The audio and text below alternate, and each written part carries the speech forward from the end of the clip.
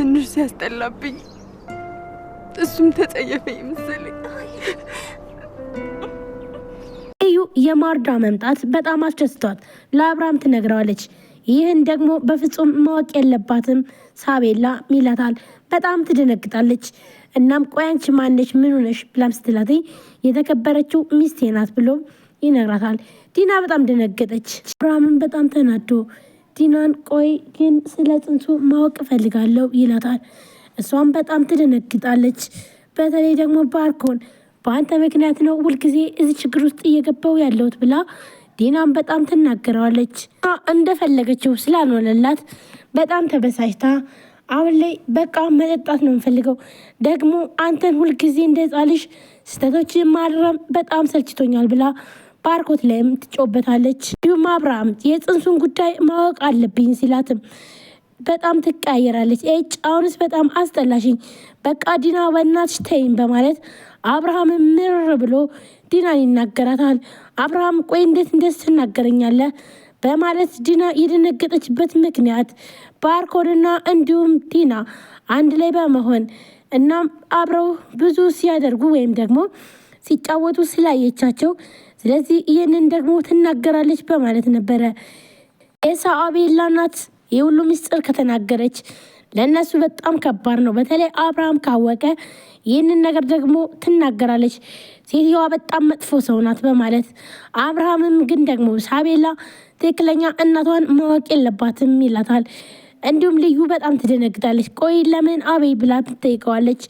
እናም ልዩና እንዲሁም የሳቤላ እናት አንድ ላይ በመተቃቀፍ እያለቀሱም በጣም ሰላም ይባባላል። እናም እያለቀሰች በቃ አንዱ ስለው አንዱን ቆይ ግን ምንድነው የተፈጠረ ያለው እያለችም በጣም ታለቅሳለች። በጣም ተናደደች። ተስተካከለልኝ ብዬ ሳስበው ነገሮች ሁሉ ደግሞ ተመልሰው ይበላሻሉ። ቆይ ምን አይነት እድል ነው በማለት በጣም ተበሳጭታም ታለቅሳለች። አብርሃምን በጣም ተናዶ ዲናን ቆይ ግን አንቺ መቼ ነው ፊቴን አይተሽ የምትረጅኝ? ቆይ አንቺ ሚስቴ ከሆንሽ ለምንድነው ስሜቴን የማትረጅኝ? አሁን ላይ በጣም ተናድጃለሁ ብሎም ይላታል። እናም በጣም ተናዳም ስለነበረ ነበር እቺ ሰይጣኗንና እንዲሁም ደግሞ ኃይለኛዋን ዲናን ነው የማቃት በማለት ባርኮንም ግራ ተጋብተዋል። ዲናም ያሳሰባትኝ የቤቱ ጉዳይ ነበረ የሳቤላ እናት በመምጣቷ። ቆይ ግን ቤቱ በልጃችን ስም ነው አይደለ ወይስ ምንድነው ያጨናነቀህ? ስለዚህ በልጃችን ስም ከሆነ ደግሞ ምንም ነገር የሚያጨናንቅ የለውም እያለችም ስትለው እንዲሁም አብርሃም በጣም ተናዶና ተበሳይቶ ቆይ ግን መቼ ነው እንዲህ ዝም ብለሽ የምትረጅኝ? ለምንድነው እማትረጅኝ አንቺ? ቆይ ግን ፊቴን አይተሽ ለምንስ አትረጅም? በቃ አሁን ዘወር በይልኝ ብሎም አብርሃምም ጥሏት ይሄዳል። እንዲሁም ዲና በጣም ትደነግጣለች። በተለይ ቤቱን በሳቤላ እናት ከሆነ ምንም ነገር እንደማታገኝና በልጃችን ስም ከሆነ ግን ለምን አጨናነቀህ? ወይንስ ደግሞ የደበከኝ ነገር አለው ብላም ዲና ትጠይቀዋለች አብርሃምን።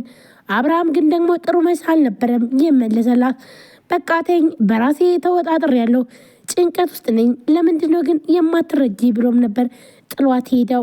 በጣም አዝና አንዱን ስለው አንዱን ቆይ ግን ለምንድነው የማይሳካልኝ በማለት እንዲሁም ባርኮን አንቺ ነሽ ጥፋተኛዋ፣ ቆይ ግን ለምንድነው የምታደርገውን ነገር ለምን አታስቢም በማለት ይናገራታል። ሰውየው እኮ የባሰ እንዲጠላሽ እያደረግሽው ነው ብሎም ይላታል።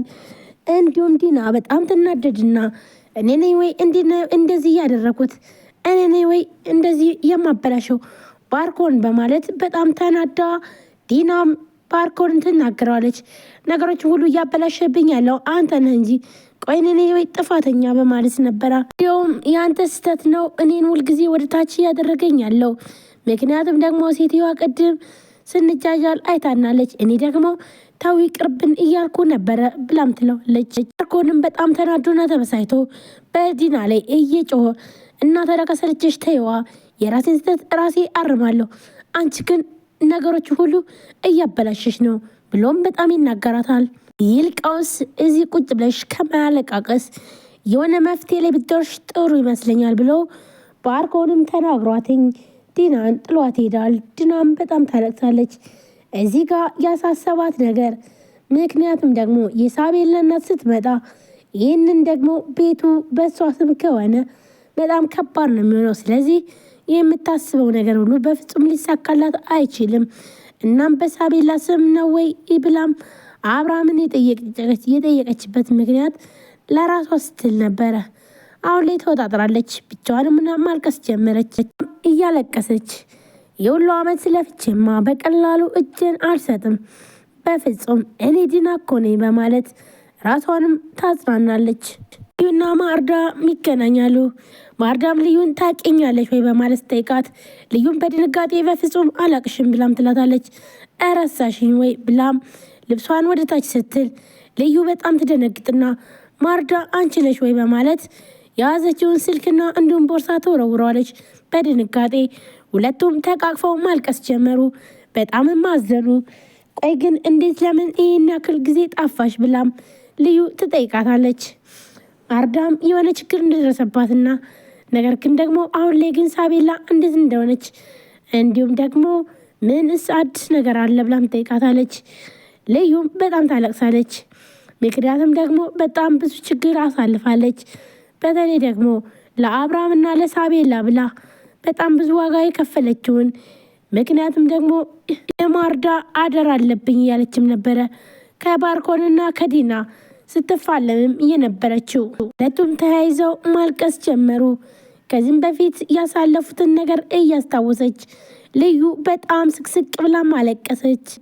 ማርዳን በጣም ነው ያማረብሽ ብላም ትላታለች። ልዩ ቆይ ግን አንቺም እየዋሸሽ ነው ወይ? እንደ ሌላ ሰው ሲየሆንሽ ነው?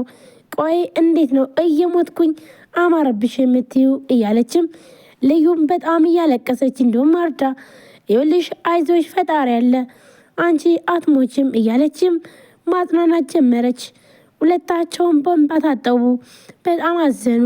በተለይ ደግሞ አሁን ላይ ማርዳ ያለችበት ሁኔታና እንዲሁም ደግሞ አብርሃምም ያለበትን እያሰበች ልዩ በጣም ስቅስቅ ብላ ማልቀስ ጀመረች። ሰላም ሰላም፣ ጤና ይስጥልን ውድና የተከበራችሁ የቻናል ቤተሰቦች እንዴት ናችሁ? ለዚህ ቻናል አዲስ ናችሁ ሰብስክራይብ፣ ላይክ፣ ሼር በማድረግ ቤተሰቡ ቤተሰብናችሁን ከልብ ነው የማመሰግነው። ውድ ቤተሰቦቼ ዛሬም በአዲስ ቪዲዮ መጥቼላችኋለሁ።